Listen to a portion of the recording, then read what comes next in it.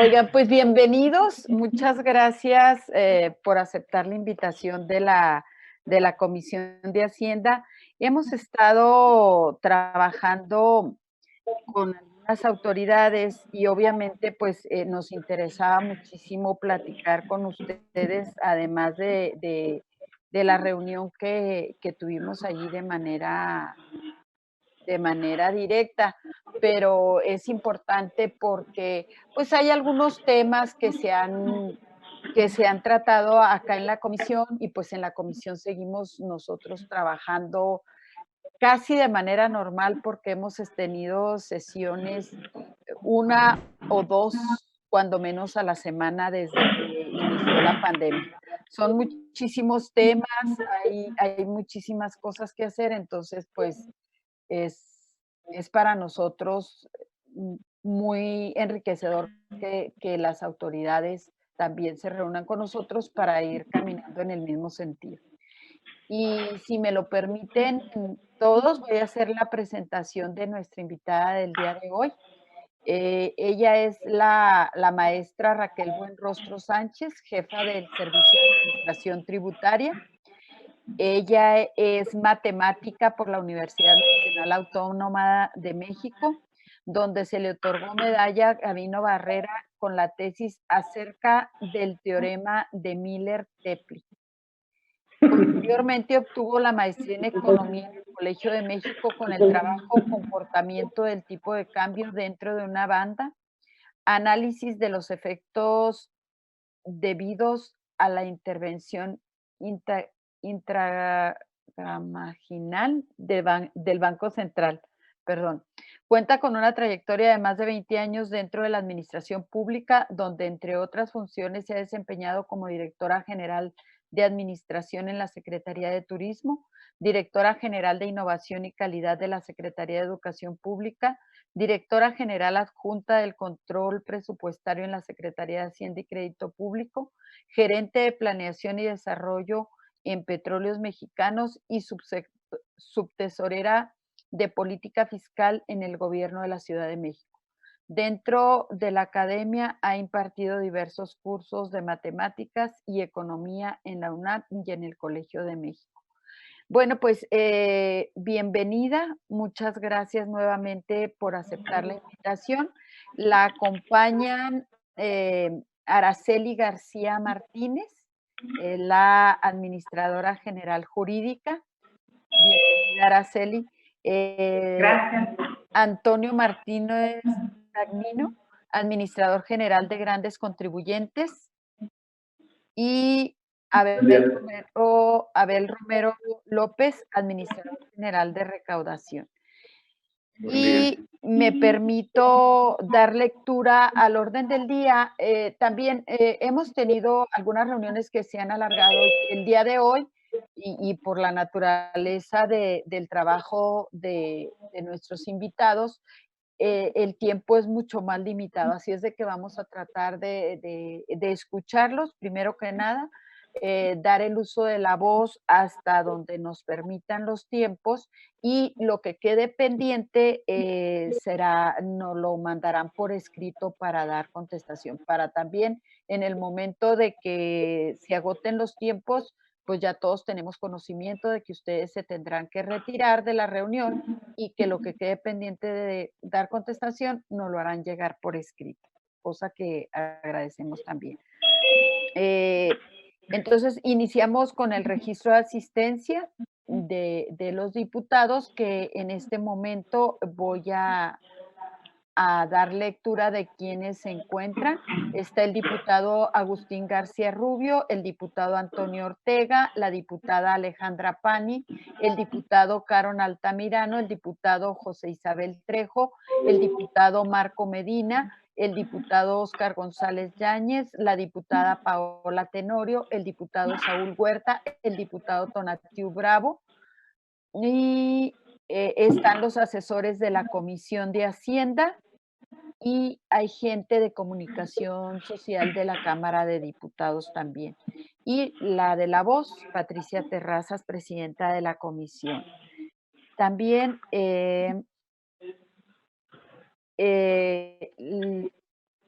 le doy lectura y para aprobación de nuestros diputados, y le doy el uso de la voz a nuestra invitada principal, a la maestra Raquel Buenrostro, jefa del Servicio de Administración Tributaria. Bienvenida, maestra. Muchas gracias. Buenos días a todos, diputadas y diputados. Pues, si quieren, empiezo platicando más o menos cómo se ha comportado la recaudación ahorita, lo que llevamos, que me imagino que son de los temas que quieren ver y qué es lo que estamos haciendo en el SAT durante este primer semestre. Cuando varios de nosotros llegamos a principios de año y estuvimos platicando cómo le íbamos a hacer y la pregunta era si se requería o no una reforma fiscal, en su momento el planteamiento que hicimos fue que nosotros considerábamos en este momento que no se requería una reforma fiscal. ¿Por qué? Porque los números que veíamos se notaba, por ejemplo, que todavía había un esfuerzo importante que debía hacer la administración para eficientar el tema de recaudación. Y notábamos ahí pues varios rubros, varios temas ahí, litigios que estaban por ahí pendientes, carteras vencidas y tasas de carga fiscal pues muy por debajo de muchos otros países, ¿no? Si nos comparábamos con todos los países de la OECD, pues éramos los últimos. Incluso a nivel de América Latina también no tenemos las mejores cargas fiscales. Entonces, nosotros cuando empezamos esto veíamos que era importante primero analizar cuál es la situación del sistema tributario en México antes de pensar en una reforma fiscal, para ver qué márgenes había. Entonces, hicieron varios trabajos y se retomaron trabajos que ya venían, pues, que había hecho esta administración durante el primer año. Lo que se empezó a trabajar, entre otras cosas, es ver cómo se iba primero a eficientar, aumentar la eficiencia recaudatoria. Ese era un objetivo. Otro tema fue disminuir o bajar la elusión y evasión fiscal, y el otro es el combate a la corrupción. Hemos trabajado en las tres líneas de acción. Para eficientar la recaudación, hemos estado tratando de dar seguimiento más sistematizado al cumplimiento de obligaciones para tener mayor vigilancia y empezar a ver exactamente más en tiempo real cuáles son los contribuyentes que van cumpliendo en tiempo y en forma y cuáles son los que de manera pues automatizada, sin ni siquiera intervención de ninguna persona, hay inconsistencias en sus declaraciones o bien no presentaron declaraciones o bien se detectan que facturaron y que tuvieron ingresos pero no presentaron declaraciones. Cosas muy sencillas y muy obvias que hacen los sistemas, no necesitan intervención y que se generan automáticamente alertas y mensajes en los buzones tributarios, ¿no? Pues ahora, por ejemplo, tenemos todo automatizado para el día 17, que es el último día de las declaraciones mensuales. Pues el día 18 ya le estamos diciendo a alguien, oiga, usted tuvo facturas, pero no ha presentado su declaración. Le recordamos y le invitamos a que presente su declaración. Esto ha permitido generar mayor presencia fiscal y que cada vez más contribuyentes vayan aportando. En materia de evasión y de elusión, esto es con la eficiencia recaudatoria. En materia de evasión y elusión fiscal se siguieron varios programas. Uno, y lo platicábamos en su momento, fue el tema de grandes contribuyentes, que nosotros identificábamos que los grandes contribuyentes pues, representaban del padrón menos del 2%, pero en recaudación aproximadamente el 60%.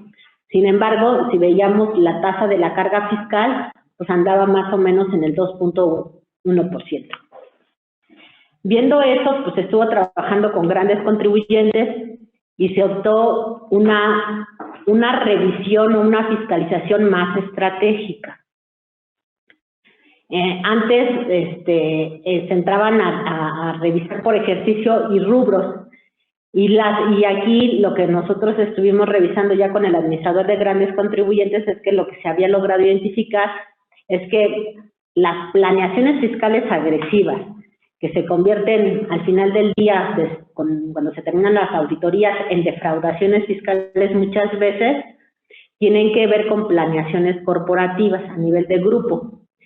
Entonces, no es suficiente revisar persona moral de manera aislada o de manera separada, sino que había que revisar todo el grupo corporativo.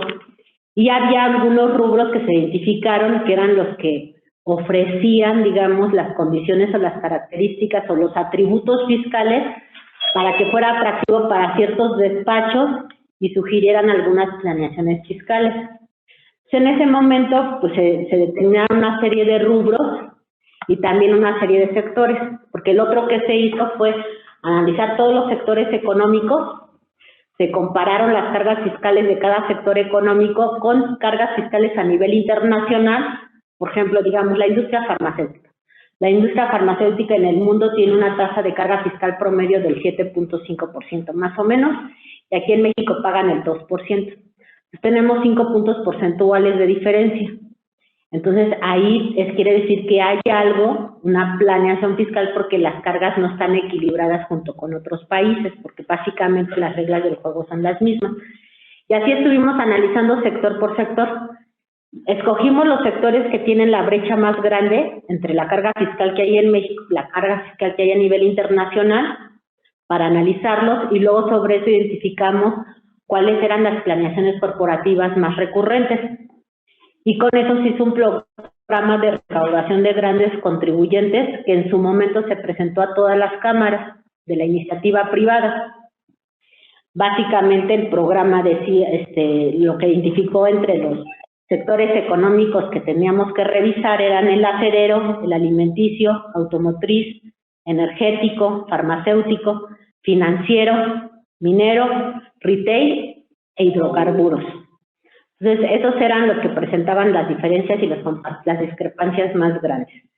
¿Y en qué rubros? Pues en pagos al extranjero, reestructuraciones corporativas, regímenes fiscales preferentes, deducciones de inversiones, compras que se hacían de pérdidas fiscales, diferimiento de impuestos, disminuciones de la utilidad, repatriación de capitales y acreditamiento y saldos a favor.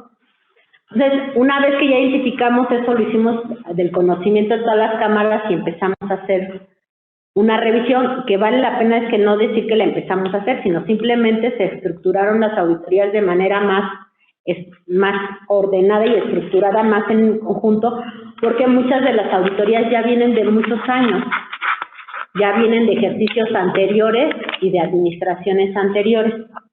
Entonces, eso permitió que cuando traíamos a una persona moral, ya no la traíamos por una sola auditoría, ni por un rubro, sino lo que hicimos fue también trabajar en conjunto en todas las áreas de SAT, para que cuando nos trajéramos a un contribuyente, revisáramos no solo una auditoría, sino todas las auditorías que traía en cualquier área, ya sea una desconcentrada, una oficina en un estado, si estaba en grandes contribuyentes, si estaba en comercio exterior, si estaba en un tema de recaudación con algún tipo de ahí de garantía que estaba medio mal hecha, o si tenía incluso hasta cursos, procesos en trámite.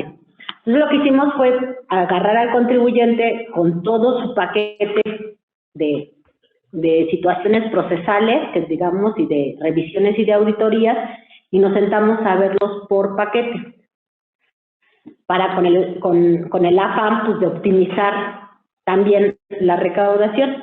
Y así estuvimos trabajando, y la verdad es que nos ha dado buenos efectos, y aparte el combate a la corrupción.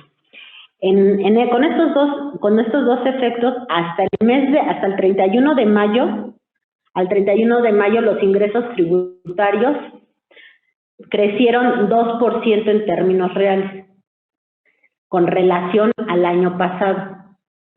Entonces, eso es una buena noticia, porque además de la pandemia y demás, a pesar de la pandemia y a pesar del decrecimiento de la actividad económica, hemos logrado mantener los ingresos tributarios por arriba. El total de ingresos creció 2.5, porque en la parte no tributaria es lo que se tiene y que ha salido incluso en los medios, es la recuperación de los fideicomisos, se han incorporado al presupuesto, pero en tributarios, que nada más son las puras contribuciones, sí tenemos una tasa de crecimiento real del 2%. En el diario oficial también sale publicado el calendario de los ingresos, y con relación al calendario, a la meta de la ley de ingresos, hasta el mes de abril nos mantuvimos por arriba. En el mes de mayo el acumulado ya contra programa de calendario de ley de ingresos nos mantuvimos un poquito abajo, tenemos un nivel de cumplimiento del 99%. Entonces, la meta de ley de ingresos se cumplió en un 99%, con relación al año pasado es 2% arriba, y los actos de fiscalización al mes de mayo van al doble de lo que se fiscalizó el año pasado. Tenemos un crecimiento con relación al año pasado del 196%. Y además, el cumplimiento que sí fue más agresivo del programa de los actos de fiscalización, ya tenemos en el quinto mes, que es mayo, un avance del 70% de todas las mesas de fiscalización y de cobranza coactiva. ¿Por qué? Pues porque se han acelerado los tiempos con el único objeto, pues, de dar cumplimiento a la ley de ingresos en lo máximo posible para poder atender ahorita toda la situación económica con la que se vive. Pues eso sería como, y en términos de corrupción, se han hecho ya varias denuncias, se han identificado algunos ciertos comportamientos patrones, unos en servicios al contribuyente, por ejemplo, donde tenemos identificados personajes que dan de alta a muchísimas empresas al mismo tiempo, el mismo día, a la misma hora, y que al mismo tiempo las liquidan así de rápido, a veces las liquidan sin ninguna documentación. Se han identificado algunos comportamientos así, se han presentado las denuncias a la Fiscalía General de la República. También en la parte de aduana, también nos hemos identificado más como patrones para presuntivas de contrabando. También se han estado presentando ya denuncias ante la Fiscalía con presuntivas de contrabando. Entonces, estos dos hechos que también hemos trabajado en paralelo de combate a la corrupción, abatiendo todo lo que es en servicios al contribuyente, las presiones que han hecho para dar de alta empresas, liquidarlas y cancelar créditos, así como las partes que van orientadas un poquito a contrabando. Eso ha inhibido también el comportamiento de corrupción al interior de la institución. Recordemos que para la corrupción siempre se necesitan dos partes, que es un corruptor y un corrompido. Entonces, por lo menos ahorita con las denuncias que se han hecho, tanto a funcionarios públicos como a empresas, se ha identificado ya que han disminuido un poquito ciertos patrones y ciertos comportamientos. También lo que se identificó en las fiscalizaciones de grandes contribuyentes es que había coincidencias, por ejemplo, en despachos fiscales y en ciertas planeaciones fiscales agresivas. Tenemos que la misma planeación agresiva se hizo en varias empresas al mismo tiempo y fue recomendada por el mismo despacho. Entonces, también eso nos permite avanzar de manera más estratégica en la fiscalización, porque pues una vez que ya tenemos identificado el despacho y el tipo de planeación, pues nos vamos ahora sí sobre todos los clientes con la misma tipo de planeación. En el peor de los casos, en el mejor de los casos, la gente cuando está leyendo el periódico ve que las planeaciones ya están, que ya hay contribuyentes que están pagando. Se han estado acercando muchos contribuyentes a ponerse al corriente. Eso también hay que agradecerlo porque se dan cuenta que esa planeación ya fue observada, inmediatamente vienen y se presentan y se autocorrigen. Entonces eso también ha permitido mantener incluso alta la recaudación sin necesidad ni siquiera de fiscalizar. Ese sería como a grandes rasgos, yo creo que el avance en lo que es aumentar la eficiencia recaudatoria, combatir la evasión y la elusión fiscal y también combatir la corrupción. Gracias. Bueno, aquí yo voy a hacer la primera pregunta y me voy a tomar esa facultad con el permiso de mis compañeros diputados. Entonces, cuando se están adhiriendo a la autocorrección, se está optando por el artículo 39 del Código Fiscal de la Federación. Es un derecho y con la autocorrección creo que también se crecen los ingresos. Es pregunta. Sí, se están usando varios artículos. Incluso cuando se habla en los periódicos que hubo acuerdos, que en el SAT no es que haya habido un acuerdo. Como tal, no es un proceso de negociación. Simplemente, por ejemplo, se recurre a todas las posibilidades que existen ya en el Código Fiscal de la Federación para la liquidación final, digamos, ¿no? Por ejemplo, en algunos casos se han apegado a ciertas disminuciones en términos del artículo 74 y el artículo 70 del Código Fiscal. Entonces, no propiamente que sea un acuerdo, sino hay una determinante que va con todas las multas, con todos los recargos, y en la medida que vamos revisando y que vamos viendo la voluntad y el compromiso de las empresas, pues se acogen a estos artículos y presentan algunas disminuciones. Pues a eso se refiere que hay acuerdos prácticamente, ¿no? No, bueno, pues es que no es ninguna condonación, básicamente es apegarse a derecho. Así es. Es apegarse a derecho y a apegarse a las herramientas que existen para tener una mayor recaudación. Bueno, pues yo no sé, de mis compañeros diputados, quién tiene el uso, ¿me puedes apoyar, Juan, por favor, nada más para el orden del uso de la voz de nuestros compañeros diputados? Claro, diputada. A ver. Tiene levantado la mano el diputado Saúl Huerta, Ajá, seguido por el diputado Marco Medina, ajá, el diputado Tonatiu Bravo ajá. y la diputada Alejandra Pani hasta el momento. También el diputado Antonio Ortega y el diputado Óscar González Yáñez. También Carol. El Ortega. diputado Carlos Altamirano. Del diputado Ortega, ¿me dijiste? Después del diputado Ortega, el diputado Óscar González Yáñez Ajá. y el diputado Carlos Altamirano. Ok, muy bien. En este momento, entonces, damos el uso de la voz al diputado Huerta, por favor. Gracias, presidenta. Antes que nada, maestra Raquel Buenrostro, muchas gracias por esta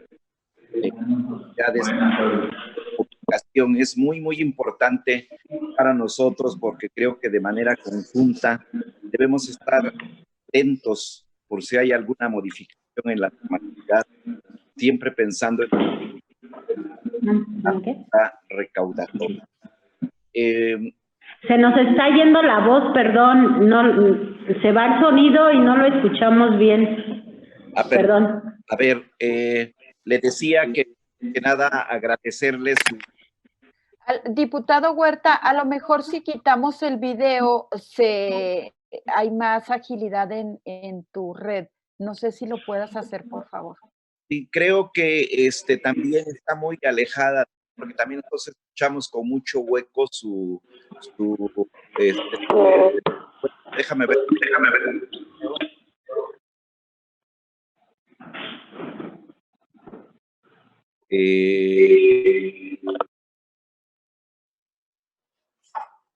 A ver, ¿sí me escuchan? Sí, ahí te escuchamos mejor. Ok, muchas gracias. Le decía, maestra, que antes que nada, bienvenida. Y es muy importante este puente de comunicación, ya que nos permite estar atentos por si hay alguna modificación en la normatividad para hacer más eficiente la recaudación. Respecto de lo que usted manifestó y en términos de hacer eficiente la recaudación, ¿cómo puede el SAT aportar para resolver la desconfianza del empresario? Pues estos, además de que en este momento no tienen incentivos para la inversión o en términos generales no hay certeza para ello, se sienten perseguidos fiscalmente. Consideran que el SAT aplica terrorismo fiscal y no hay un solo incentivo del gobierno para que hagan frente a la crisis económica. Y por otro lado, sí quisiera que nos comentara en relación a la eficiencia, ¿qué nos puede decir de la situación que se tiene de los 15 contribuyentes que deben 15,000 millones de pesos? ¿Y qué estímulos fiscales, por último, qué estímulos fiscales tiene considerado el SAT para la reactivación de la economía una vez que estemos de lleno en la nueva normalidad? Cito ejemplos: Alemania. En Alemania, el IVA a restaurantes y cafeterías se ha bajado del 19 al 7% para ayudarles en la fase desacelerada por el coronavirus. Es cuanto, diputada. Gracias, maestra.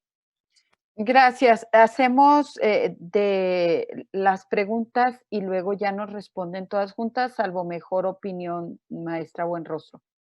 De acuerdo. Gracias. En este momento doy el uso de la voz al diputado Medina. Muy buenos días a todas y a todos. Me da mucho gusto estar en este evento con la maestra Raquel Buenrostro, con Araceli García, con Antonio Martínez, con Abel Romero. Bienvenidos a esta reunión de trabajo con la Junta Directiva de la Comisión de Hacienda de la Cámara de Diputados. Buenos días a todas y todos mis compañeros diputados. Yo creo que, pues, los resultados que está presentando la maestra Buenrostro tiene que ver con toda una estrategia que fue diseñada desde el inicio de este gobierno y que trataba de responder sobre todo a una transformación radical en la vida pública de México, en este sentido, con relación a la recaudación tributaria, hacer que se hicieran eficientes, claros, transparentes los mecanismos de contribución de los mexicanos.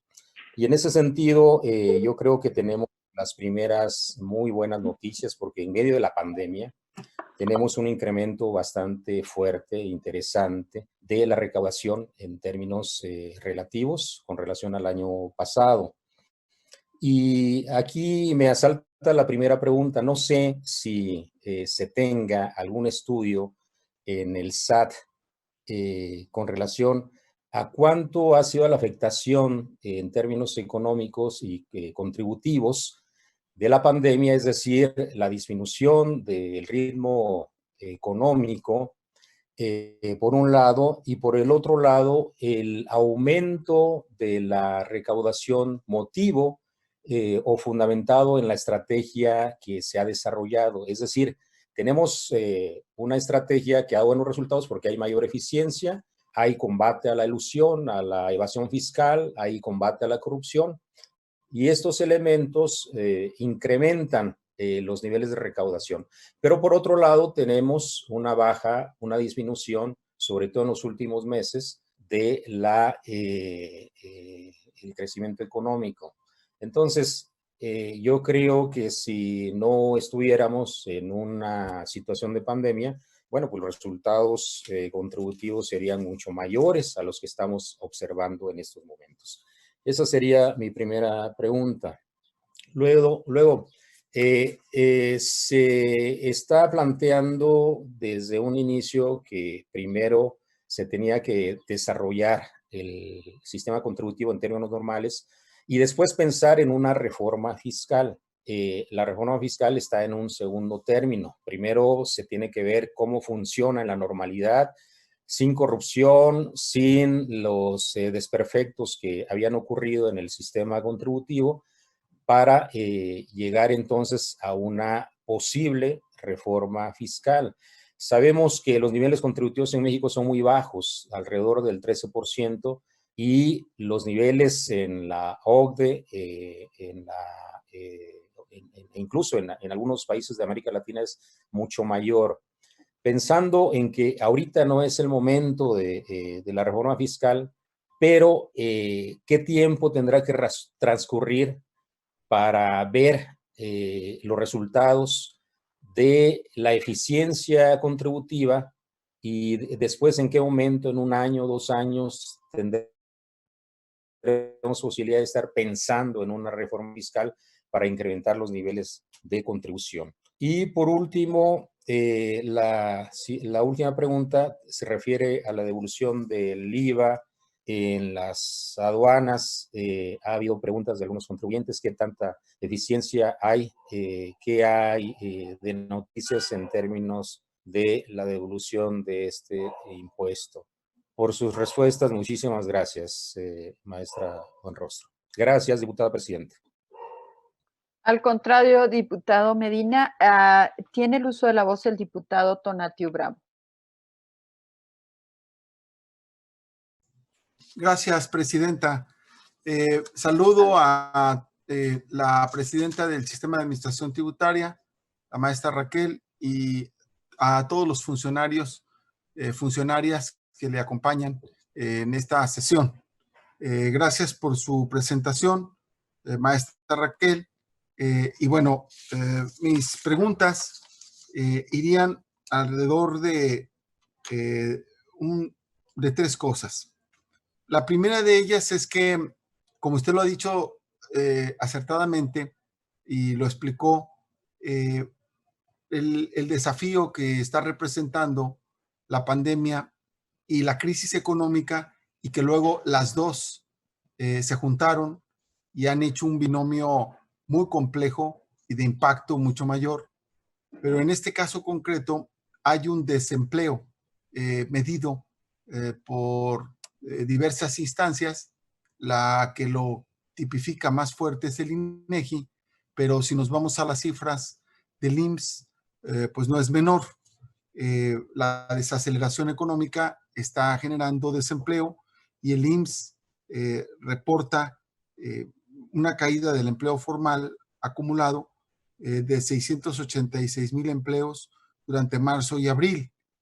Y ya eso representa evidentemente una afectación a varios de los impuestos, en virtud de que el primer afectado pues es el ICR, pero los segundos afectados por la baja del consumo son el IVA y el impuesto sobre el IEPS, los IEPS, etcétera. Entonces, la primera pregunta sería, la caída del empleo, ¿cuál es el cálculo del impacto que traería en el tema de recaudación de manera directa? El segundo, el tema de la disminución de los ingresos tributarios. Usted nos comenta que son solamente 2 puntos porcentuales la diferencia con respecto del año pasado. Sin embargo, bueno, la Secretaría de Hacienda y Crédito Público en los precriterios nos ha hablado de manera puntual de una caída del ingreso estimada ya para 2020, que no es menor. Estaríamos hablando de 3,350 millones de pesos. Es muy importante, y el decrecimiento, el impacto de la caída del PIB está calculado sobre 3,9%. Entonces, la pregunta concreta es ¿cuál es la estimación que tiene el SAT al cierre del año 2020 y su previsión hacia 2021 en materia de captación de ingresos tributarios, con la finalidad de que todas las fases de presupuestación que ya obviamente iniciaron en el ciclo y que culminarán el próximo septiembre 8 o 9 con la presentación del paquete económico para 2021, sea uno de los motivos esenciales que trabaja la Comisión de Hacienda en su planeación legislativa. Entonces, el tema es la estimación del cierre de 2020, de acuerdo al comportamiento que hay, tomando en consideración que esta sería una especie de pregunta apéndice a esta que acabo de hacer. Es decir, si tuvo algún efecto el diferimiento que por meses hizo el propio sistema de administración tributaria a las pequeñas y medianas empresas para el pago de obligaciones fiscales y en general al padrón de contribuyentes, si este diferimiento en días o en meses tuvo algún efecto y de qué características tiene, ¿no?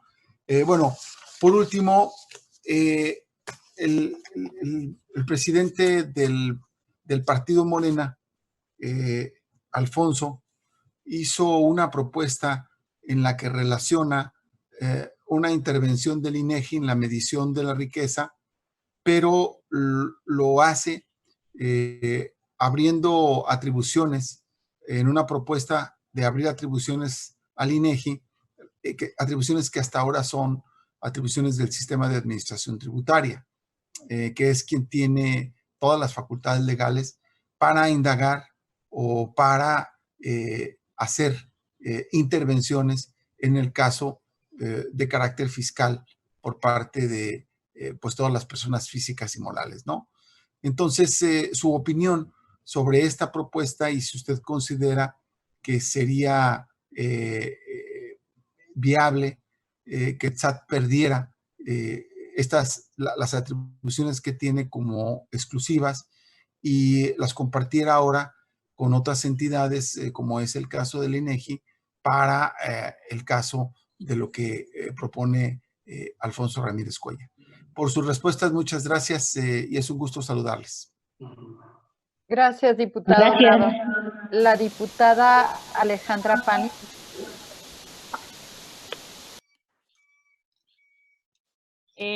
Muy buenos días, maestra Raquel Buenrostro. Buenos días a todos nuestros compañeros diputados, desde luego a nuestra presidenta Patricia y a todo su equipo. Quiero felicitarla definitivamente por esta estrategia que se está utilizando para incrementar cada vez más el ingreso. Sé que ahorita, no sé si estoy bien en datos, creo que era el 16% en comparación con otros países. Estamos prácticamente muy bajos en comparación de varios que tienen el 37, el 38, hasta el 40%.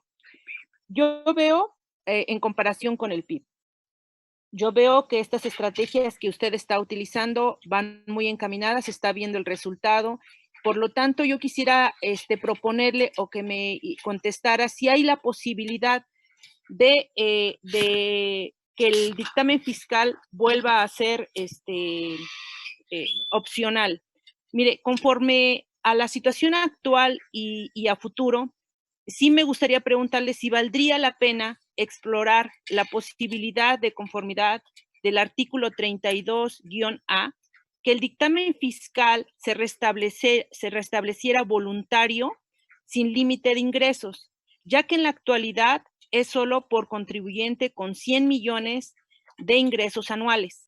Al efectuarse este cambio, fortaleceríamos, conforme a la política de Hacienda, a los contribuyentes tanto medianos y pequeños y fortaleceríamos más la fiscalización, ya que en noviembre del 2018 yo ya presenté una iniciativa que reforma el artículo 32A para restablecer el dictamen fiscal voluntario buscando la eficiencia contributaria, la certeza fiscal y jurídica con los contribuyentes. Soy parte del Colegio de Contadores de aquí del estado de Morelos. He tenido reuniones y foros tanto con empresas pequeñas como con empresas grandes, con el colegio, y nos los han pedido. Me gustaría que se analizara y que si de parte de usted ahorita, con esta estrategia de planeación, estoy plenamente seguro, tenemos ya estudios en el cual sí incrementa el ingreso y lo que necesitamos ahorita en la actualidad es que haya precisamente más ingresos y además, pues estaríamos tomando en cuenta tanto las pequeñas y las medianas empresas. Es cuanto, presidenta, diputada Patricia, y ojalá tengamos una buena respuesta, maestra Raquel Buenrostro. Gracias, diputada Pani. El diputado Antonio Ortega. Bueno, en principio, darles la bienvenida a la maestra Buenrostro, a su equipo de trabajo. Nos da mucho gusto que hayan abierto un espacio en sus intensísimas actividades para ocupar tiempo y dedicarlo a atender a la Comisión de Hacienda de la Cámara de Diputados. Por eso les agradezco a todos ustedes la atención. En primer lugar, maestra Buenrostro, el golpe sobre los ingresos públicos se prefigura catastrófico. Los últimos estudios señalan que la caída del PIB de cerca del 7% significaría e implicarían contracciones de ingresos tributarios entre el 9 y el 13%. Podrían disminuir estos en casi 400,000 millones de pesos en el 2020. El déficit de 85,000 millones planteado en los precriterios económicos debe de quedar en el olvido porque tenemos un problema mucho mayor. Maestra Buenrostro, su paso por la Oficialía Mayor de Hacienda le ha significado críticas. Usted lamentablemente carga con una responsabilidad ingrata. Primero, atender recortes en la administración y después aumentar los ingresos fiscales.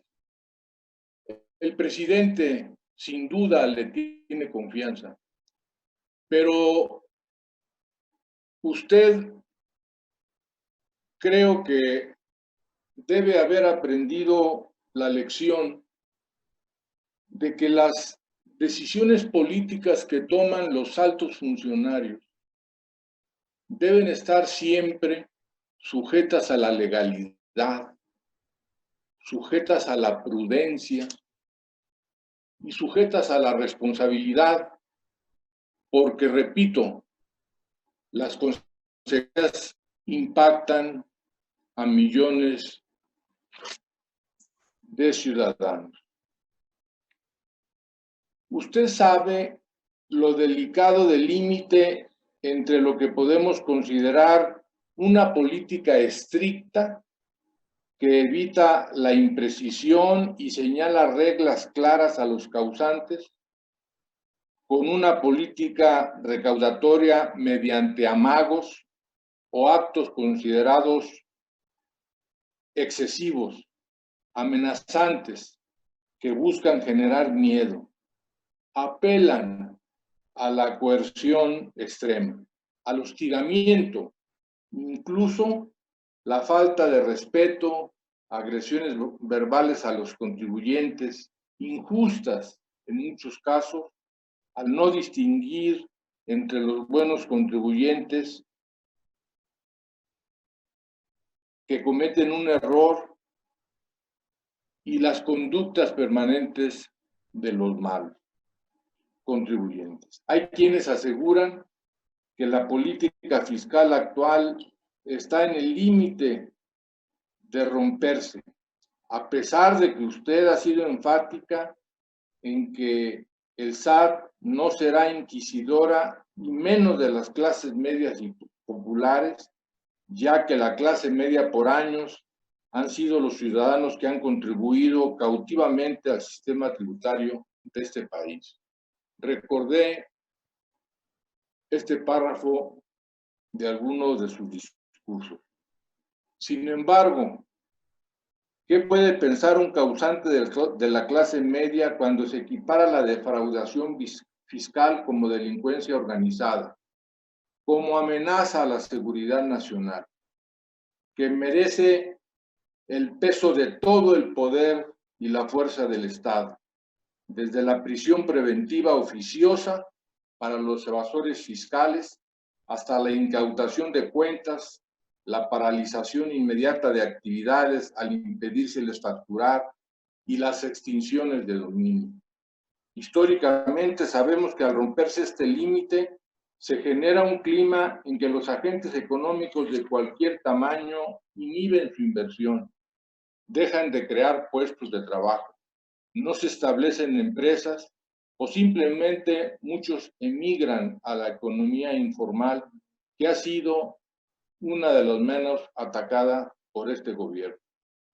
¿Cómo evaluar esta política no en términos meramente de recaudación, sino también reconociendo que tenemos ya las cifras más bajas en la historia de la inversión fija bruta, lo que aunado a la coyuntura del coronavirus puede dar al traste con los propósitos del actual gobierno? ¿No sería, maestra Buenrostro, mejor llamar a los empresarios a invertir, a conceder plazos más amplios en el pago de impuestos, a escucharlos, consideraciones que usted pueda proponer y que serían ampliamente justificadas por la situación de emergencia mundial y nacional.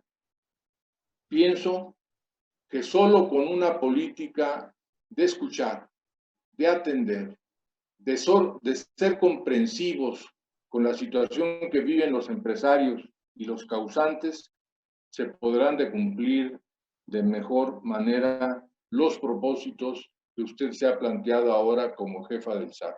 Le agradezco mucho su respuesta, maestra.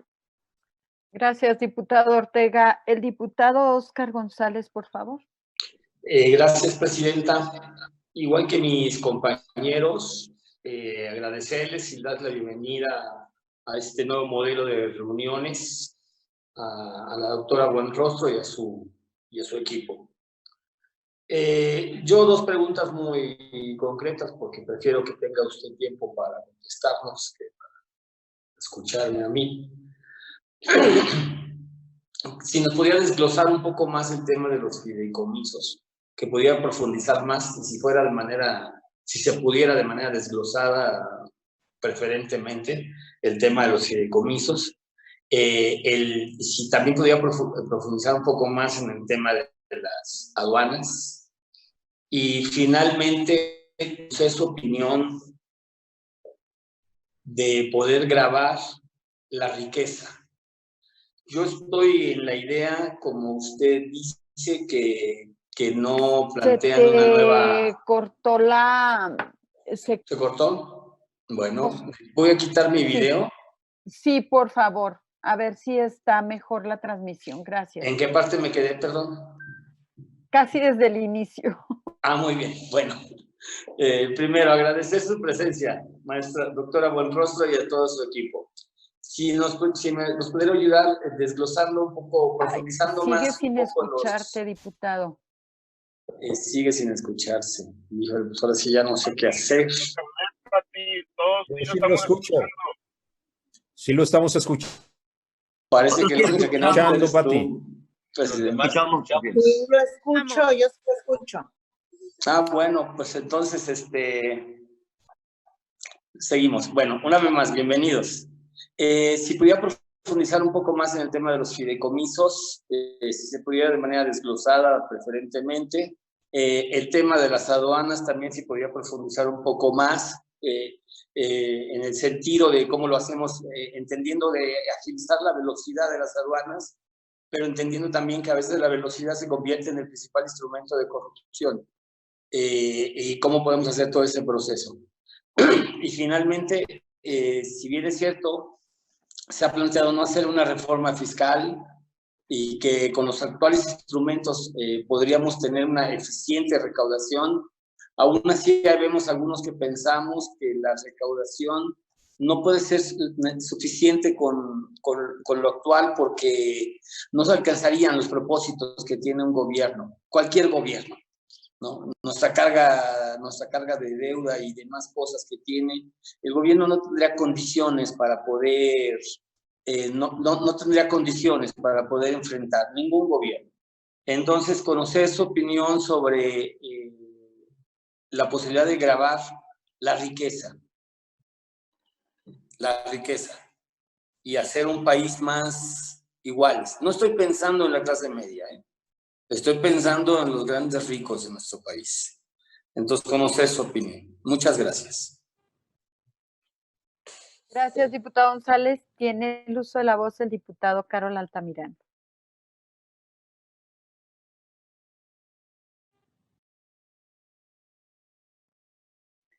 ¿Me escuchas, diputado Altamirano? Bueno, ¿sí te escucho? Sí. Adelante. Bueno. Gracias, presidenta. Muy buenos días a todas y a todos. Bienvenida, maestra Raquel Buenrostro, y saludos a los demás funcionarios de la que nos acompañan. ¿Sí me escuchan? Bueno. Sí, perfectamente. Gracias. Muy bien. El viernes pasado recibimos el informe de Finanzas Públicas y Deuda Pública enero-abril 2020. Este informe es sumamente relevante por lo que estamos viviendo. Y si bien algunas de las cifras publicadas son preocupantes, debemos reconocer que el SAT ha hecho un gran trabajo. Y aquí aprovecho para felicitar y reconocer el buen trabajo que realiza el SAT. A este respecto, me permito formular las siguientes preguntas de manera muy concreta. La recaudación de abril del ICR se cayó en comparación al mismo mes del año anterior en un 26.2% en términos reales. Si bien esto pudiera ser interpretado como parte de la crisis derivada del COVID-19, también nos queda claro que hay un efecto calendario. En el 2019, el último día de marzo fue un domingo, por lo que diversos pagos se realizaron en abril, mientras que en este año no sucedió eso. Por lo que le pregunto, ¿qué tanto la caída del ICR en abril fue un efecto calendario y qué tanto se debe a la disminución de la actividad económica? Segundo, el Grupo Parlamentario Morena siempre ha apoyado y acompañado al gobierno, a la Secretaría de Hacienda y al SAT. La mejor muestra es que desde el inicio de esta legislatura aprobamos cambios para fortalecer el SAT. Uno de los cambios más relevantes ha sido la eliminación de la compensación universal por todo lo que ha significado. De ahí que le pregunto, ¿cuál ha sido el efecto tributario de la eliminación de la compensación universal? Tercero, un problema recurrente son los contribuyentes incumplidos que facturan, declaran impuestos y no los pagan. Ya lo ha dicho el presidente, si no se pagan impuestos, no hay manera para sostener los programas. Por ello es indispensable actuar con prontitud ante los contribuyentes incumplidos.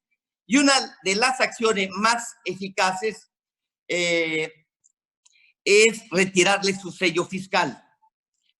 Las administraciones anteriores solapaban o cuando menos eran omisas con los contribuyentes incumplidos. Por eso le pregunto, ¿qué tantos sellos fiscales han sido cancelados a contribuyentes incumplidos? ¿Cómo se compara estas cifras con la de las administraciones anteriores? Por último, cuarto, nos preocupa la estabilidad de las finanzas públicas. Y si bien, como le hemos dicho, vemos que el SAT está haciendo un esfuerzo excepcional para subir la recaudación tributaria, reconocemos que este año la recaudación no tributaria, especialmente por el petróleo, se verá disminuida considerablemente. Por otro lado, observamos cómo los aprovechamientos están subiendo por las coberturas petroleras.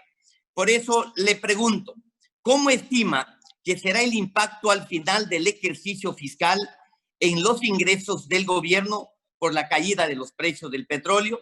Y especialmente, ¿cuál será el efecto sobre la recaudación federal participable? Ya que tenemos la legítima preocupación por la afectación en los ingresos de las entidades federativas. Y para terminar, la gran interrogante, no solo en México, sino en todo el mundo, es cómo financiar la salida de la pandemia. Se ha planteado que una de las áreas de oportunidad será el tema de la formalidad, combatir la informalidad. Creo que sería necesario, ojalá se pudiera constituir un grupo de trabajo entre el SAT y los integrantes de la Comisión de Hacienda para explorar esta posibilidad. Creemos que esta es una buena alternativa, aquí está una gran tarea y creo que de aquí se puede llevar uno de los grandes cambios. Mi pregunta sería, ¿tendría el SAT ya algunas propuestas en este sentido? Por su respuesta, muchas gracias y saludos a todos. Gracias, diputado. Pues en este momento le doy el uso de la voz a la jefa del SAT y su equipo. Presidenta, yo también había alzado la mano, presidenta. Ay, discúlpame, Carlos. A ver, ¿hay alguien adicional al diputado Valenzuela? El diputado Ricardo Flores. Ok, el diputado Valenzuela y... Imagino que no va a haber otra ronda, ¿verdad, presidenta? No, porque no te...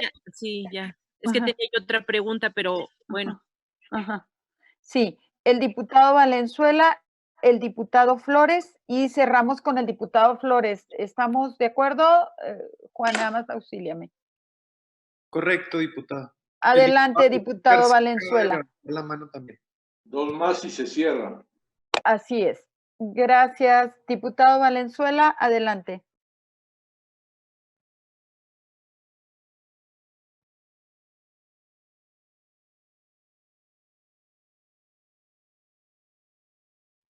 No te escuchamos, diputado Valenzuela. Tienes tu micrófono apagado, Carlos.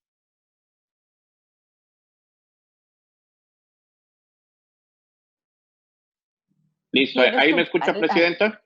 Sí, ahí te escuchamos, gracias. Lo escuchamos. Gracias. La pregunta era en el sentido de los estímulos fiscales que está hablando la maestra Buenrostro, a la cual le damos la bienvenida junto con todo su equipo de trabajo. Se ha dicho que la recaudación aumentó debido a un terrorismo fiscal traducido en mayores auditorías, que nos pueda dar su opinión acerca de eso. Y la otra es, yo hablo por el estado de Veracruz, por mi distrito, que es Veracruz y Boca del Río, donde una de las principales fuentes de ingresos es el sector restaurantero y hotelero. El día de hoy, Presidenta, Presidenta de la Comisión y maestra Raquel, el día de hoy que tuvimos la visita en el estado y en la región del presidente López Obrador, sale precisamente en el periódico de mayor circulación en el estado de Veracruz, que es Notiver, el impacto negativo que se ha tenido en los empleos, precisamente derivado del sector turístico. Y es ahí donde nosotros le preguntamos a usted, maestra, qué estímulos fiscales se están planeando para apoyar a la industria restaurantera y hotelera que se ha visto muy afectada con esta pandemia. Es cuanto, presidente. Muchas gracias. Gracias, diputado Valenzuela. Le damos el uso de la voz al diputado Ricardo Flores. Adelante, Ricardo. Gracias, Pati. Gracias, Raquel, por tu acercamiento con nosotros, a tu equipo de trabajo, muy agradecidos por el tiempo que nos brindan. Y yo sí soy muy puntual, igual que mi compañero Carlos. Yo te quiero preguntar, o más que todo es una solicitud, una petición. Hay muchos changarritos que declaran Hacienda, hay muchos microempresarios que tienen el ramo alimenticio y otros ramos que le dan servicio, que han sido muy golpeados, que han sido muy dañados por esta pandemia. Mi pregunta es, más que pregunta, es petición. Me gustaría saber si tienen un plan de rescate, una línea de asesoría técnica para todos y cada una de las personas que tiene su negocio, su sueño, su trabajo, pues con la lamentable situación de tenerlo que cerrar y ya no abrir más sus puertas. Mi pregunta es para ti, Raquel, y para tu equipo. ¿Qué estrategias están planeando? ¿Qué se está haciendo? Si vamos a tener una línea de comunicación directa con el SAT. Soy sincero, el SAT trabaja de manera muy eficiente aquí en Nuevo León. No sé las demás de las otras entidades. Es una unidad de atención de primera línea, primera calidad. Y yo creo que tiene la infraestructura suficiente para hacer un piloto aquí en Nuevo León, donde hay una línea de comunicación, una línea directa, una telefónica, o por cualquier vía técnica o de redes sociales, para que tengan la asesoría directa de ustedes con el contribuyente pequeño y muy pequeño. Te agradezco, Raquel, tu pronta respuesta y tu apertura. Gran abrazo. Cuídense todos, por favor. Gracias, diputado Flores. Bueno, para cerrar, yo nada más quisiera dejar también sobre la mesa, ya para dejarle el uso de la voz a la jefa del SAT y su equipo. Bueno, pues tenemos algunas quejas y algunas gestiones por parte del sector empresarial en cuanto a las devoluciones del IVA. Los tiempos, los momentos y la apertura para la atención en el tema de devoluciones. También el tema de compensaciones, creo que ahorita, y lo habíamos comentado en corto, el tema de compensaciones para mí sería un tema importante en la apertura de parte de la Secretaría de Hacienda y del SAT en especial. positivo a las empresas en este momento tan crítico de la economía. También creo que se nos viene un tiempo muy difícil para la recaudación por la enorme pérdida de empleo.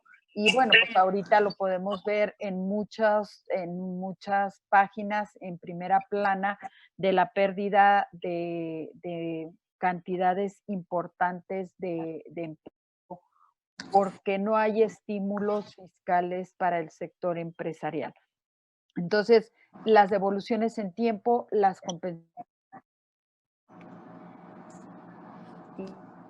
mucho en la prórroga para la presentación de pagos provisionales de aquí al cierre del ejercicio, porque la presentación de declaraciones con prórroga no quiere decir que no se pagarían los impuestos, simplemente que se pagarían a haya repuntado y que estemos mejor para nación, no es más que una facilidad administrativa. Y bueno, pues esos serían los temas que yo dejaría sobre la mesa de lo más importante. Muchísimas gracias y les doy el uso de la voz. Presidenta, ¿pudiera hacer rápidamente yo una pregunta? Adelante, Pani, con las disculpas a la jefa del Satisoy. Sí. Nada más. Se te apagó el micrófono. No se escucha. Mi pregunta es, ¿cuándo el SAT restablecerá sus actividades para apoyar a los contribuyentes en trámites como la solicitud de su firma electrónica, alta de empresas, etcétera? Porque existe en la actualidad una considerable demora. ¿Podrá abrirse el calendario de citas de una manera más ágil y más prudente? ¿Es cuánto? Gracias, Presidenta. Gracias. Ahora sí, les damos el uso de la voz y es todo suyo el micrófono. Gracias. Muchas gracias.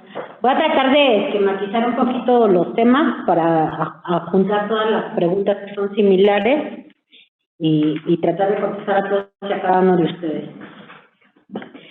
A ver, el primer tema tiene que ver con la estrategia y la política fiscal, de que si lo que está siguiendo el SAT es sí o no es un terrorismo fiscal o cómo se calificaría. Esa la voy a contestar primero porque corresponde como a un concepto más macro, más general de lo que es la institución. La institución del SAT en esta administración la vemos diferente porque yo creo que tiene tres ingredientes que son básicos. Uno es la voluntad política, que es piso parejo, todo en estricto apego de derecho, cero privilegios, todos pagan y todos cumplen. Hay una voluntad política que marca desde la presidencia hacia todos los niveles de gobierno, donde está muy claro la regla del juego, que es no hay privilegios para nadie, tampoco hay obviamente persecución, no es nada personal, simplemente es el estricto apego a derechos, donde todo el mundo tiene que cumplir y donde se acabaron los privilegios y las condonaciones. Entonces viene una estrategia desde arriba de voluntad política.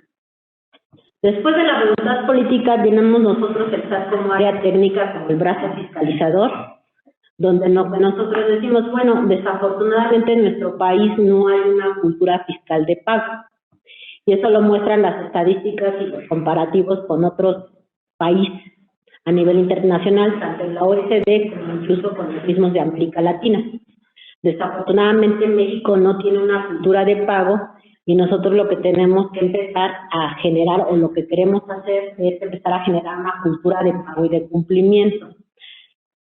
La cultura de pago y de cumplimiento nosotros la vemos como dos partes. Una parte que corresponde al SAT, que es la presencia fiscal, y lo que nosotros estamos haciendo para tratar de abatir la evasión y la elusión fiscal.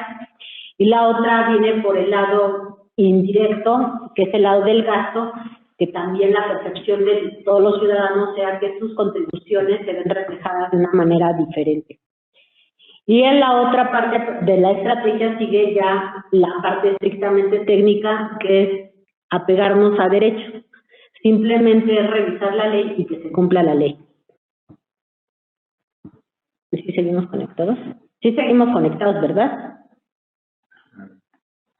Sí, aquí la escuchamos, maestra. Y la escuchamos bien. Ah, bueno. Entonces, lo que estamos es, en este nuevo gobierno hay digamos, empezando desde la cúpula, hay una voluntad política para que haya un piso parejo, 0 privilegios, 0 condonaciones y todo cumplimiento. Luego hay una estrategia de mejorar la cultura fiscal para que todo el mundo contribuya. Y lo último es la parte más técnica, que es todo se hace estrictamente apego a derecho.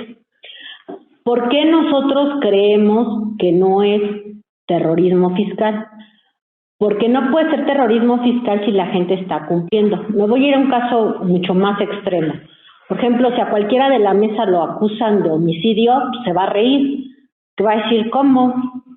¿Me estás amenazando penalmente? Pues no, simplemente es un absurdo. Entonces, ¿por qué podría una persona cumplida sentirse amenazada por el SAT si cumple con todo? Entonces, en realidad, los empresarios cumplidos no sienten ningún terrorismo fiscal porque están al corriente de sus obligaciones y no les representa ninguna afectación a su comportamiento histórico. Entonces, no puede ser un terrorismo fiscal. Los que están incumpliendo, pues simplemente es un cambio de cultura donde ahora tienen que pagar. Entonces, ninguna persona cumplida se puede sentir amenazada. Incluso para los buenos empresarios esto es mejor, porque entonces la competencia es más leal. Entonces, si compiten entre privados, pues no tienen el problema de competencia desleal porque uno sí paga bien y el otro paga mal, o porque uno antes era consentido y el otro no era consentido. Ahorita todos son parejos. Entonces, el empresario honesto, honrado, trabajador, que cumple con sus obligaciones fiscales, incluso lo toma como un agradecimiento porque entonces tiene competencia leal. Los empresarios, como cualquier empresario en el mundo, lo que necesita es, y lo han dicho ustedes mismos, es certidumbre jurídica y reglas del juego claras.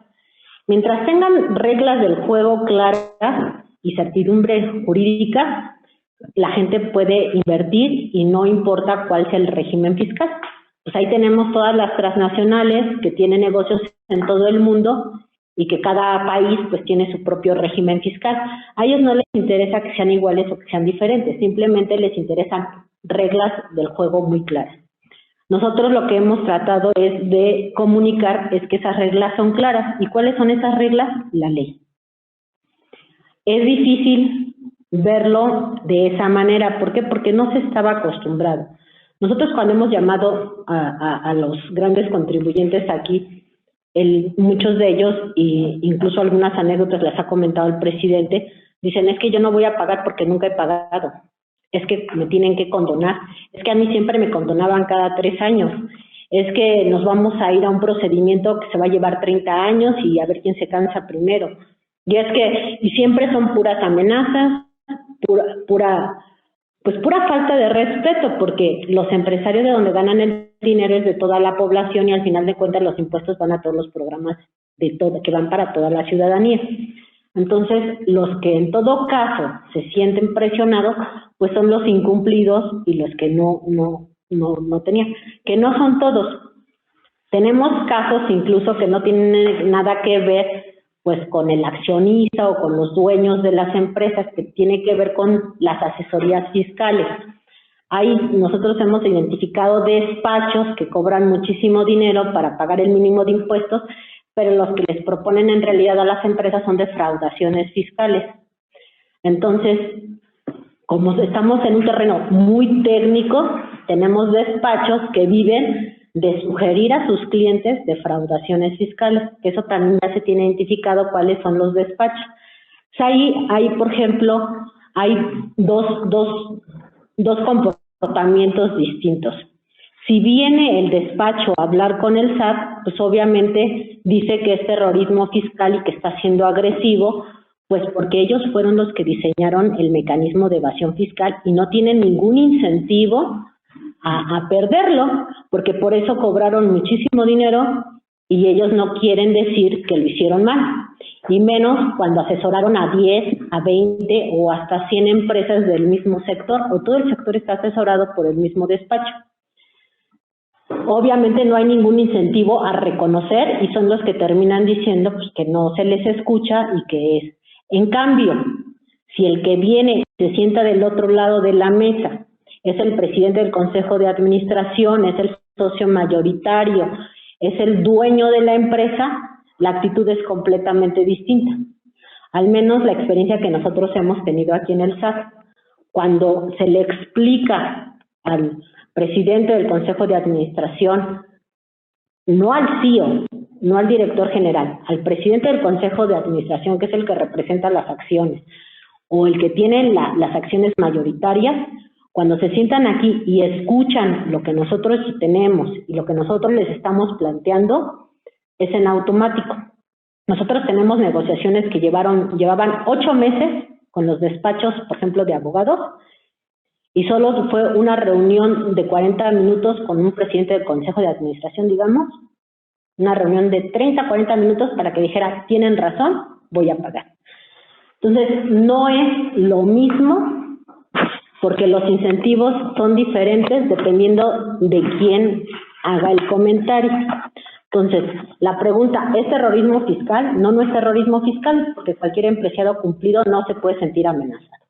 Y el que se sienta amenazado, pues es algo que traerá en su conciencia.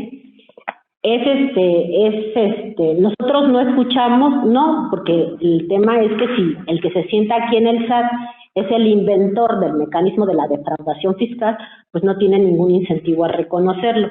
En cambio, cuando vienen personas distintas, la verdad es que la actitud es diferente y es por eso que hemos conseguido también los pagos tan importantes. Porque cuando deja de venir la persona que inventó el mecanismo de defraudación fiscal, cuando viene el que realmente está interesado en el negocio y entiende qué fue lo que se hizo, no hay ningún problema. Y la verdad es que al final de cuentas son empresarios con dimensión social que lo único que quieren es tener sus reglas del claro juego, las reglas del juego claras, para poder seguir invirtiendo y seguir trabajando. Entonces ellos dicen, está bien, yo no tengo ningún problema, pagamos y empezamos a ver ya los mismos y aplicar los mismos criterios y desafortunadamente o afortunadamente para nosotros se han deshecho de muchos despachos fiscales que se tienen perfectamente identificados quiénes son los más agresivos y más bien se están deshaciendo de todas esas asesorías, yo diría que mal hechas. Con relación al diferimiento que se mencionaba ahí el diputado Tonatiuh que hubo para declaraciones de pymes y MIPYMES, les tenemos que decir que no hubo ningún diferimiento para declaraciones en personas morales, solo fue para personas físicas. La confianza, bueno, ya dijimos que la confianza del empresario, lo que nos han dicho ellos es lo único que queremos son reglas claras. Y una vez que se dan las reglas claras y que se ve que se puede hablar con la autoridad, la verdad es que hasta ahorita no hemos tenido ningún problema con ningún lado de eso. Con relación a las devoluciones, debemos decirles que las devoluciones han crecido con relación a 2018 y con relación a 2019. Con relación a 2018 han subido casi el 40%. Se ha pagado 48% más devoluciones que las que se pagaron en 2018 y 10% más devoluciones que las que se pagaron en 2019. Lo cual significa ahorita que durante el periodo de enero a mayo se han devuelto 255,000 millones de pesos. Entonces, ahí la verdad es que, como ustedes saben, el Código Fiscal establece los tiempos para devolver. Nosotros no nos podemos exceder en tiempos, puesto que implicaría un daño, un cobro de intereses por parte del funcionario que se haya atrasado en la devolución. O sea, por cada día que nosotros nos atrasemos en dar la devolución, el funcionario que se haya atrasado tiene que pagar una tasa de interés. Entonces, ningún funcionario tiene ningún incentivo a retrasarse en las devoluciones, las devoluciones se están dando, llevamos 255,000 millones y 10%, casi 11% más que el año pasado. ¿Qué sí se está haciendo en devoluciones y hay muchas quejas? Y eso tiene que ver un poquito también con el tema de aduanas. El ejemplo que voy a dar, nosotros, además de que estamos cuidando todos los mecanismos de evasión y elusión fiscal, pues muchos se dan a través de los regímenes preferenciales y también de los padrones que tienen algunas atribuciones distintas. Ha habido abuso, o sea, la cultura de no pago nos ha llevado a un abuso por parte del contribuyente porque la institución no hacía revisiones. Por ejemplo, tenemos el decreto de la frontera norte. El decreto de la frontera norte da un beneficio de una disminución de la tasa de impuestos. Sin embargo, hay contribuyentes que el 100% de su facturación no la domicilian en la frontera norte o la ubican en la frontera norte cuando sabemos que tienen ahí nada más el 10 o el 20% de sus ventas nacionales y todo lo demás lo tienen fuera de la franja norte. Sin embargo, piden devoluciones como si fuera el 100%. Esos son el tipo de devoluciones que se están deteniendo. ¿Por qué? Porque se pide información adicional, porque además es obvio que son contribuyentes que tienen una gran presencia en todos los estados y es imposible que facturen nada más en la frontera norte. Entonces, se les pide información adicional y por eso se retrasan las devoluciones. Pero no es que se retrasen, simplemente se les pide información comprobatoria porque a leguas están abusando del mecanismo. Algo que no se hacía en el SAT y que nosotros ya estamos haciendo es que una vez que se daba en un padrón preferencial a un contribuyente de alta, nunca más se le volvía a revisar y ya se le quedaba allí permanentemente hasta por los siglos de los siglos con los beneficios fiscales. Ahorita lo que nosotros estamos haciendo con estas revisiones, aquel contribuyente que abuse de eso y no cumpla con los requisitos de decreto, también todos estos tipos de beneficios establecen los mecanismos para la revocación del registro, para poderlo darlo de baja. Entonces están dando de baja muchos contribuyentes que han abusado de estos regímenes. Por primera vez se están dando de baja contribuyentes del padrón de la frontera norte, también se están dando de baja contribuyentes del padrón de importadores, también se están revisando ya los contribuyentes certificados, todos aquellos que privilegios tenían, que tenían derecho a mayor devolución de IVA y a que fuera de manera más expedita. Sin embargo, son contribuyentes que abusaron muchísimo. De hecho, muchos de ellos ni siquiera han hecho ningún anuncio oficial y ya los hemos dado de baja. Digo, no puedo decir los nombres por el tema del decreto fiscal, pero sí se han dado de baja muchos contribuyentes. Son de las cosas que se están haciendo, por ejemplo, el trabajo con aduanas. No se está trabajando mucho con comercio exterior, se están revisando los padrones de importación, se está revisando el tema de la frontera norte, se están revisando las certificaciones, el uso y el abuso de las certificaciones también, y también se está checando más el tema del contrabando. Que otra vez, el tema del contrabando termina beneficiando al final del día siempre al empresario honesto, porque toda la mercancía que entra por contrabando entra como comercio desleal. Entonces, si nosotros disminuimos el contrabando, aparte que mejora la recaudación, pues genera también una competencia más leal entre la iniciativa privada. Esas son las cosas que se han estado trabajando en aduanas. Y en aduanas también lo que se está haciendo ya es un trabajo más transversal, porque muchas veces se veía aduanas como un solo ente y el SAT como otro. Ya tenemos una integración completa del SAT con aduanas, de tal suerte que el SAT también se auxilia, por ejemplo, del tema de grandes contribuyentes que son los especialistas en materia de hidrocarburos.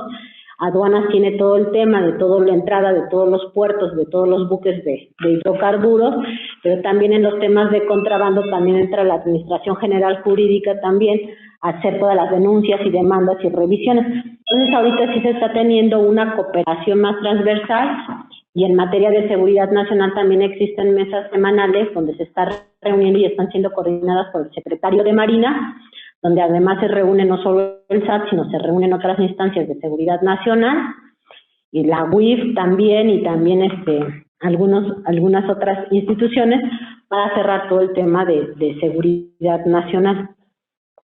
En cuanto a los sellos fiscales, ese dato no lo tengo a la mano. Les checamos cuántos sellos fiscales, cómo van las estadísticas de sellos fiscales que hemos dado de baja. El tema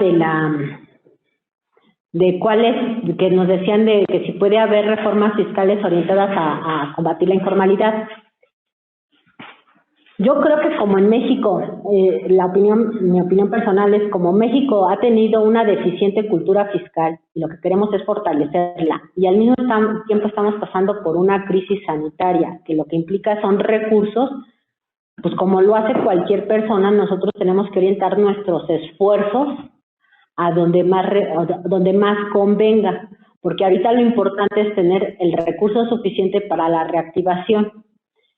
Estamos con la pandemia, llegamos a una economía de guerra que es diferente a una crisis financiera. Una crisis financiera tiene un problema de oferta. Una economía de guerra tiene una crisis de demanda. Entonces no se puede atender igual un problema de demanda que un problema de oferta. Esto se parece más a cuando tuvieron que salir todos los países europeos de la Segunda Guerra Mundial. Entonces necesitamos un buen rebote. Para el rebote lo que necesitamos ver es dónde tenemos que canalizar los esfuerzos, porque entre más rápido sea el rebote son mejor los resultados. Entonces ahí nosotros hacemos un análisis de costo-beneficio de dónde podemos orientar la estructura del SAT de tal suerte que nos dé mayores recursos. El mejor ejemplo que tenemos, por ejemplo, es en los actos de fiscalización. Hasta finales del año pasado, por cada peso que nosotros gastábamos para fiscalizar, se recaudaban 60. El día de hoy, por cada peso que nosotros usamos para fiscalizar, se recaudan 108. Entonces, cada vez estamos como abaratando el costo de la bueno, en este caso de la fiscalización, que la fiscalización lo que nos va a ayudar es a generar más presencia fiscal y también incentiva el cumplimiento fiscal. En cuanto a las proyecciones de la afectación económica que hubo sobre la ley de ingresos y las proyecciones de cierre, ahí lo que podemos decir es que hasta el momento, si nosotros, bueno, para empezar, las proyecciones completas de la ley de ingresos no las puede dar el SAT. Como ustedes saben, la ley de ingresos es más allá de los ingresos tributarios. Contiene también los ingresos de todo el sector paraestatal, particularmente los de Pemex, los de CFE, tiene todos los que no son tributarios, tiene ingresos petroleros que tampoco son tributarios. Entonces, eso es mucho más grande, ¿no? También tenemos ahí el impacto que puede tener la deuda, también porque está cambiando el tipo de cambio. La ley de ingresos, o el impacto en lo que ustedes llaman la ley de ingresos, no solamente implica las proyecciones del SAT, es un concepto mucho más amplio que corresponde a la subsecretaría del ramo, a la Secretaría de Hacienda, que son los que tienen esas proyecciones. Nosotros, desafortunadamente, nada más nos podemos limitar ahorita a la proyección de los ingresos tributarios, y digamos que con el corte hasta el mes de abril, lo que nosotros tenemos es con relación a la meta de ley de ingresos, es un cumplimiento al día de hoy del 99%. Que incluso ese dato que nosotros tenemos abril es de flujo de efectivo. ¿Qué quiere decir? No es una cifra contable. Para la cifra contable todavía faltan los ingresos virtuales. Entonces, ese número que nosotros tenemos todavía va a subir un poquitito por la contabilidad de los ingresos virtuales. Entonces, vamos a estar arribita del 99%. No sé si lleguemos el día de hoy, no sé si vayamos a llegar al 100 o no, pero estaremos más cerca seguramente del 100%, ¿no? Porque todavía falta toda la contabilidad de los virtuales. O sea, hasta ahorita lo que podemos decir es que estamos cumpliendo con la ley. Y yo creo que con eso, ya estaríamos cubriendo prácticamente todos los temas. Con el tema de compensación y demás, sí también se ha vigilado el cumplimiento y por qué la afectación de la economía no es 1 a 1. Por ejemplo, nosotros tenemos sectores como el automotriz, que por cada peso de IVA que nos paga, nosotros le regresamos 3. Entonces, el fisco termina voy a ponerlo entre comillas, subsidiando al sector automotriz. Entonces, si bien es cierto, por ejemplo, que en esta crisis económica bajaron las importaciones porque se detuvo, por ejemplo, el sector automotriz, la recaudación no cayó tanto porque no es 1 a 1. Antes nos pagaban 1 peso y pedían devoluciones por 3. Ahora no nos pagan 1 peso, pero nos estamos ahorrando 2 pesos que no devolvemos. Entonces, eso también ayuda al incremento del ISR. Entonces, no puede ser 1 a 1 todo el golpe del impacto en la recaudación. Yo creo que eso serían como lo más relevante para todos los puntos. Lo del calendario de citas. Ya son, vamos aquí, yo voy corriendo ahí con el tiempo, pero por ejemplo, para todas las reuniones y lo que establece en comunicación, pues sería a través de Carlos Oberlin y de Carlos Cruz, para tener cualquier tipo de comunicación. La comunicación con los contribuyentes pues ya existe de muchas maneras: correo electrónico, teléfono, WhatsApp, oficinas centrales, etcétera. Hemos recibido a las cámaras, etcétera. Entonces ahí sí, digamos, toda la comunicación abierta a través de Carlos Cruz y de Carlos Oberlin para lo que se les ofrezca. Y cualquier información adicional, les quedamos a deber nada más el tema de los sellos, que no traigo aquí el de los sellos, ni tampoco traigo a la mano el otro dato que nos pidieron, que fue el impacto de la liberación de la compensación universal. Ese también se los debemos. Y salvo... ¿Perdón? El dictamen fiscal. El dictamen fiscal yo creo que es una propuesta que habrá que valorar. ¿Por qué? Porque el dictamen fiscal, como usted lo dijo, lo están proponiendo para contribuyentes que no son grandes. Y lo que al final del día debería ser, yo creo que el sistema de administración tributaria, lo que la gente más odia es pagar impuestos. Porque aparte que pagan, es muy complejo. Entonces, lo que nosotros queremos es incrementar la cultura fiscal y hacerle más sencillo el pago de los impuestos. Entonces, un contribuyente pequeño, para él es más complicado un dictamen fiscal. Imagínense para una persona en una tienda de abarrotes, si de por sí ya se le complica muchísimo hacer una declaración de impuestos, pues preparar un dictamen fiscal le va a salir más caro porque tiene que conseguir un contador. Entonces, yo creo que aquí sí hay que analizar equilibrios entre la simplificación administrativa y también la presencia fiscal, que también es necesaria.